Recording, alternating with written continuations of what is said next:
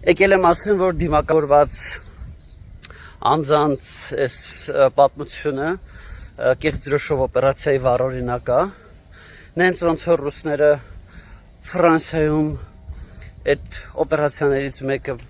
սերբերով իրականացնում էին, բայց նենց էին անում, որ մարդիկ մտածեն, որ դա դաշնակցականներն են անում, կամ այդ մսկիթների դեմ գործողությունը, որ ուզում էին տպավորություն ստեղծեին, որ ծայրահեղ իսլամիստներն են անում, նենց էլ ստեղ կլասիկ ռուսական ակցիա է, որի նպատակն է տպավորություն ստեղծել, որ դա անում են ղարաբաղցիք, այդ թվում ղարաբաղցիքի դեմ լարում ստեղծելու համար, նենց որ հորդորոս բոլորին